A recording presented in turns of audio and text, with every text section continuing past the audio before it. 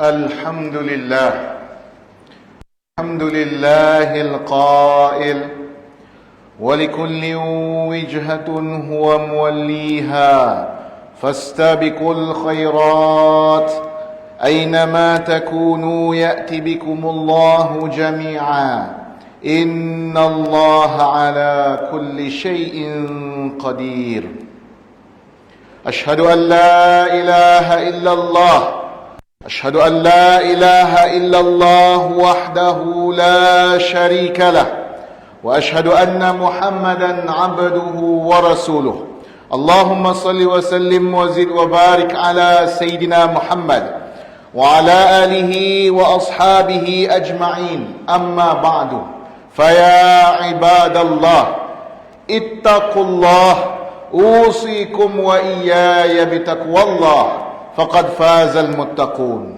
قال الله تعالى في كتابه العزيز يا أيها الذين آمنوا أطيعوا الله وأطيعوا الرسول وأولي الأمر منكم فإن تنازعتم في شيء فردوه إلى الله والرسول إن كنتم تؤمنون بالله واليوم الآخر ذلك خير وأحسن تأويلا. Yang bermaksud, wahai orang-orang yang beriman, taatlah kamu kepada Allah dan taatlah kamu kepada Rasulullah sallallahu alaihi wasallam dan kepada ulil amr, yakni orang-orang yang diangkat berkuasa daripada kalangan kamu. Kemudian jika kamu berbantah-bantah dan juga berselisihan di dalam sesuatu perkara, maka hendaklah kamu mengembalikannya kepada kitab Allah, yakni Al-Quran dan sunnah Rasulnya sallallahu alaihi wasallam. Jika kamu benar-benar beriman kepada Allah dan juga hari akhirat, yang demikian itu adalah lebih baik bagi kamu dan lebih elok pula akan kesudahannya. Siang Jumaat yang dirahmati oleh Allah Subhanahu wa taala sekalian, marilah sama-sama kita meningkatkan ketakwaan kita. Meningkatkan ketakwaan kita kepada Allah Subhanahu wa taala dengan bersungguh-sungguh kita melaksanakan segala perintah Allah dan meninggalkan segala larangannya. Mudah-mudahan kita mendapat rahmat dan keberkatan hidup di dunia dan juga di akhirat. Khutbah pada hari ini akan membicarakan berkenaan tentang cara untuk kita tingkatkan amalan kita di penghujung Ramadan. Siang Jumaat yang dirahmati Allah Subhanahu wa taala sekalian, perjalanan Ramadan pada tahun ini kini telah sampai ke penghujungnya. Masa berlalu begitu pantas, lalu dan menjadikan Ramadan pada kali ini begitu cepat sehingga ke akhirnya. Ada di kalangan insan yang mungkin tidak sabar untuk menanti kedatangan bulan Syawal selepas sebulan mereka berpuasa. Namun ada juga insan yang merasakan seperti sesuatu kesedihan apabila semakin hampir mereka berpisah dengan bulan Ramadan, satu bulan yang sangat penuh dengan keberkatan ini. Golongan para salafus salih yang terdahulu, mereka cukup terkesan apabila ingin berpisah dengan bulan Ramadan. Mereka berasa begitu sedih apabila tibanya hari-hari yang terakhir di dalam bulan Ramadan, dan sentiasa berdoa kepada Allah, memohon agar dipertemukan lagi dengan bulan Ramadan yang akan datang. Maka itu mereka boleh melipat gandakan amal ibadah pada malam-malam yang terakhir di bulan Ramadan demi mengejar ganjaran dan pahala yang begitu besar yang Allah Subhanahu wa taala sediakan. Hal ini selaras dengan firman Allah Subhanahu wa taala sebagaimana yang disebutkan di dalam surah Al-Baqarah ayat ke-148 yang telah saya bacakan di awal khutbah tadi, yang bermaksud, dan bagi tiap-tiap umat itu ada arah kiblatnya masing-masing, tempat untuk dia menuju. Oleh itu berlumba-lumbalah kamu mengerjakan kebaikan, kerana di mana sahaja kamu berada, maka Allah tetap akan membawa kamu semua, yakni berhimpun pada hari kiamat untuk menerima balasan masing-masing. Sesungguhnya Allah Ta'ala itu maha kuasa atas tiap-tiap sesuatu. Ma'asyiral muslimin rahimakumullah. Kita sedar bahawa waktu ini adalah merupakan waktu ataupun saat yang terhad untuk kita di dalam bulan Ramadan. Kerana beberapa hari sahaja lagi Ramadan akan meninggalkan kita. Justru hari-hari yang berbaki dalam bulan Ramadan ini sepatutnya kita tidak mempersiakannya, iaitu dengan perkara-perkara yang boleh mengikis pahala ibadat yang telah kita lakukan sepanjang bulan Ramadan ini. Bahkan pada saat-saat akhir inilah sepatutnya kita perlu meningkatkan lagi amal ibadat kita kepada Allah Subhanahu wa taala, seperti melakukan solat-solat sunat, bertadarus, berzikir, berdoa dan sebagainya. Namun sesuatu yang dikesalkan ialah pada ketika ini terdapat segelintir daripada kalangan umat Islam yang sudah mula melupakan dan mengabaikan amal ibadatnya apabila berada di penghujung bulan Ramadan. Mereka tidak lagi melakukan amal ibadat sebagaimana yang mereka pernah lakukan pada awal Ramadan yang lalu. Semangat mereka hanya pada permulaannya sahaja dan menjadi semakin berkurangan seiring dengan berlalunya hari demi hari di dalam bulan Ramadan ini. Amalan baik yang dilakukan di bulan Ramadan juga semakin hari semakin mula berkurangan sedikit demi sedikit. Dan lebih menyedihkan lagi, masjid yang pada awalnya dipenuhi dengan para pengunjung, dengan para jemaah, sudah mula menjadi lengang dan sudah mula menjadi sepi, dek kerana jemaah solat tarawih semakin lama semakin berkurangan. Mereka mula sibuk dengan urusan-urusan lain, seperti melakukan persediaan untuk menyambut hari raya. Dalam hal ini, kita melihat pasar raya mula menjadi tempat tumpuan manusia. Bahkan ada yang sanggup berbelanja dengan berlebih-lebihan sehingga berlakunya pembaziran, yang mana ianya berlaku pada akhir Ramadan, yang mana ianya juga mengundang kemurkaan Allah Subhanahu wa taala. Siang Jumaat yang dirahmati Allah Subhanahu wa taala sekalian, sepatutnya perkara ini tidak harus terjadi jika kita benar-benar beriman dan meletakkan keyakinan kita yang tinggi kepada Allah Subhanahu wa taala. Sebagai orang yang beriman, kita perlu lebih bersungguh-sungguh dan sedaya upaya untuk memperbanyakkan amal ibadat kita lebih-lebih lagi di penghujung Ramadan ini.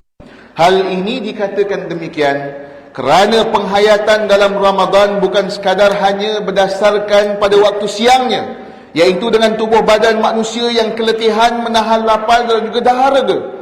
Akan tetapi penghayatan Ramadan itu hendaklah dilakukan dengan sentiasa mendekatkan diri kepada Allah Subhanahu wa taala, iaitu dengan melakukan pelbagai amal ibadah yang boleh meningkatkan pahala kita di sisi Allah Subhanahu wa taala. Sesungguhnya Allah Subhanahu wa taala telah memberikan keistimewaan dan juga ganjaran yang banyak di dalam bulan ini, agar kita sentiasa bersemangat di dalam berusaha untuk meningkatkan amal ibadah kita.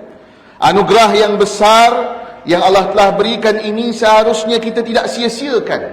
Maka itu, pada penghujung Ramadan ini kita perlu lebih banyak bersemangat, perlu lebih banyak bermotivasi untuk melakukan amal ibadah, bagi mendapatkan seberapa banyak pahala dan ganjaran daripada Allah Subhanahu wa taala. Kita perlu mengambil peluang pada saat-saat akhir Ramadan ini dengan menjadikan keredaan dan keampunan Allah tanpa rasa jemu dan berputus asa sebagai matlamat dalam kehidupan kita. Kita juga perlu yakin, kita juga perlu percaya bahawa Allah Subhanahu wa taala akan menganugerahkan ganjaran dan keampunan yang besar ke atas segala dosa-dosa yang telah kita lakukan. Hal ini selaras dengan hadis yang diriwayatkan oleh Al-Imam At-Tirmizi, yang diriwayatkan daripada Abi Hurairah radhiyallahu taala anhu, bahawa baginda Nabi sallallahu alaihi wasallam pernah bersabda yang bermaksud, barang siapa yang berpuasa pada bulan Ramadan dan mendirikan ibadah pula dengan keimanan dan pengharapan yang tinggi akan pahalanya, maka dia akan diampunkan dosanya yang telah lalu oleh Allah Subhanahu wa taala. Siang Jumaat yang dirahmati Allah Subhanahu wa taala sekalian, sebagai mengakhiri khutbah kita pada hari ini, mimbar ingin menyeru jemaah sekalian agar kita dapat memanfaatkan waktu-waktu kita ini di penghujung bulan Ramadan ini dengan terus meningkatkan dan melipat gandakan lagi amal ibadah kita kepada Allah Subhanahu wa taala. Sesungguhnya nikmat dan peluang dan juga anugerah yang Allah telah berikan kepada kita ini di dalam kehidupan kita ini, dan kita berada di sepanjang bulan Ramadan ini adalah merupakan nikmat yang sangat besar nilainya di sisi Allah Subhanahu wa taala juga dalam kehidupan manusia. Hal ini dinyatakan demikian kerana peluang ini hanya datang sekali sahaja dalam setahun, dan kita tidak tahu mungkin ataupun bilakah agaknya adakah kita akan bertemu dengan Ramadan pada tahun-tahun yang berikutnya. Oleh itu, sidang jemaah sekalian, marilah sama-sama kita berdoa kepada Allah agar dipertemukan lagi dengan bulan Ramadan yang akan datang. Dan Allah Subhanahu wa taala menghargai kehadiran bulan Ramadan ini dengan sentiasa dan mengharapkan manusia sentiasa istiqamah dengan meneruskan lagi amal ibadat kita pada bulan-bulan yang lain. Hayati dan fahamkanlah firman Allah Subhanahu wa taala di dalam surah Fussilat ayat yang ke-30. Innal ladzina qalu rabbuna Allah thumma istaqamu tatanazzalu alaihimul malaikatu alla takhafu wa la tahzanu wa abshiru bil jannati allati kuntum tu'adun. Yang bermaksud, sesungguhnya orang yang menegaskan keyakinannya dengan berkata, Tuhan kami adalah Allah, kemudian mereka itu tetap teguh di atas jalan yang benar, akan turunlah para malaikat kepada mereka dari semasa ke semasa dengan memberikan ilham kepada mereka. Janganlah kamu bimbang pada berlaku sesuatu yang tidak baik terhadap diri kamu, dan janganlah kamu berduka cita, dan terimalah berita gembira bahawa kamu akan beroleh syurga yang dijanjikan oleh Allah Subhanahu wa taala. Barakallahu li wa lakum bil Qur'anil azim wa nafa'ani wa iyyakum bima fihi minal ayati waz zikril hakim. Taqabbal minni wa minkum tilawatahu innahu huwas samiul alim. Aqulu qawli hadza wa astaghfirullahal azim li wa lakum wa lisairil muslimina wal muslimat wal mu'minina wal mu'minat fastaghfiruhu faya fawzal mustaghfirin wa ya najatat taibin.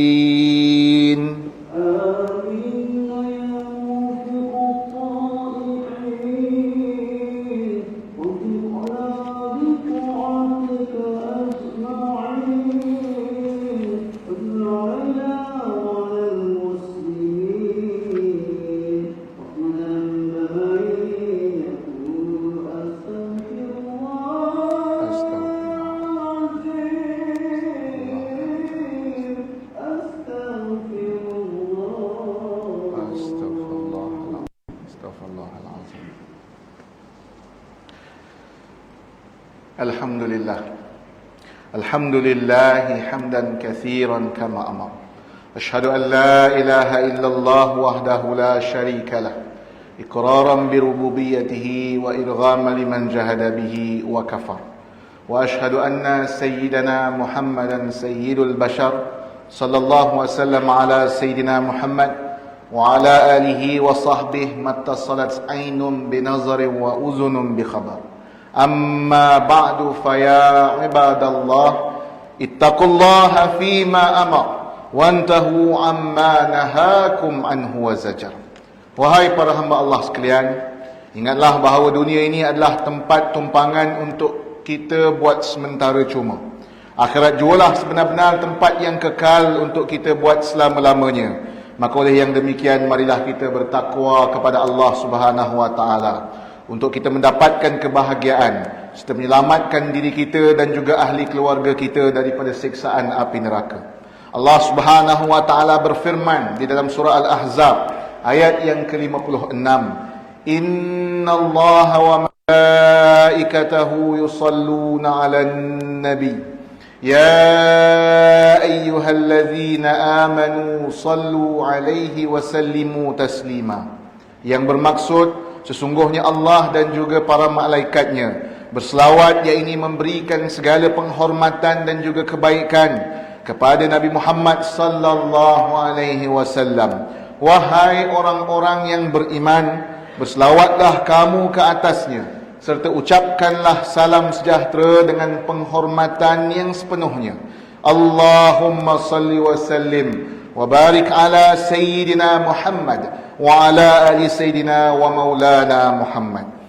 Marilah kita bermohon kepada Allah Subhanahu wa taala, semoga Allah meridai khalifah-khalifah Rasulullah sallallahu alaihi wasallam, yaitu Sayyidina Abu Bakar As-Siddiq radhiyallahu anhu, Sayyidina Umar ibn Al-Khattab radhiyallahu taala anhu, Sayyidina Utsman ibn Affan radhiyallahu taala anhu, dan Sayyidina Ali ibn Abi Talib radhiyallahu taala anhu, dan sahabat-sahabat baginda yang sama-sama berjuang menegakkan agama Allah yang maha suci ini radhiyallahu taala anhum.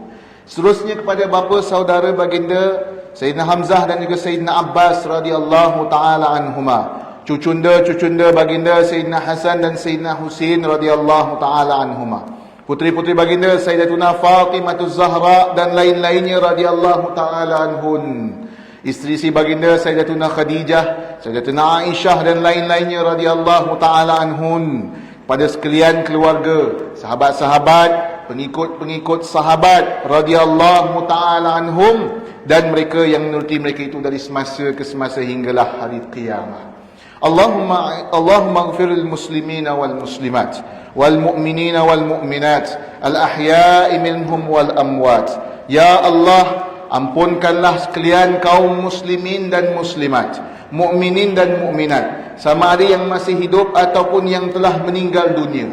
Ya Allah, peliharakanlah akidah kami yang berlandaskan akidah ahli sunnah wal jamaah, aliran al-Asy'ariyah dan al-Maturidiyah. Ya Allah, pelihara, lindungi, jauhi dan selamatkanlah apalah kiranya diri kami, zuriat keturunan kami, keluarga kami dan umat Islam keseluruhannya daripada apa jua bala dan bencana, wabak dan juga penyakit, segala mara bahaya, kesusahan dan juga keburukan. Ya Allah, kurniakanlah kemuliaan dan kesejahteraan kepada mereka yang keluar berjihad dan menafkahkan hartanya ke jalan-Mu, seperti pembayar-pembayar zakat, pewakaf-pewakaf dan seumpama dengannya. Ya Allah, kurniakanlah taufik dan hidayah, kekuatan, kesejahteraan dan pertolongan kepada ketua-ketua negara Islam dan juga raja-rajanya, khasnya kepada Abdul Haris li Syariatik, As-Sultan Ibrahim ibni Almarhum Sultan Iskandar, Sultan yang dipertuan bagi negeri dan jajahan Ta'aluk Johor Darul Ta'zim,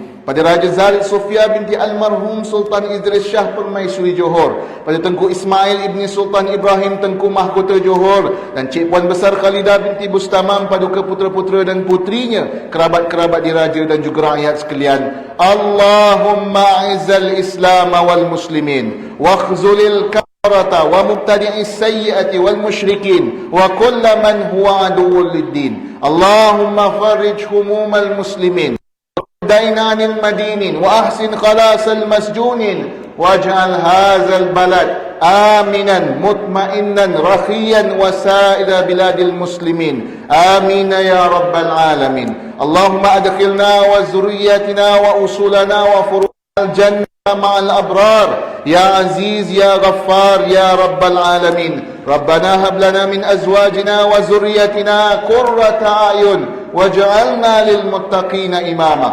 ربنا اغفر لنا ولإخواننا الذين سبقونا بالإيمان ولا تجعل في قلوبنا غلا للذين آمنوا ربنا إنك رؤوف رحيم. ربنا آتنا في الدنيا حسنة وفي الآخرة حسنة وقنا عذاب النار والحمد لله رب العالمين.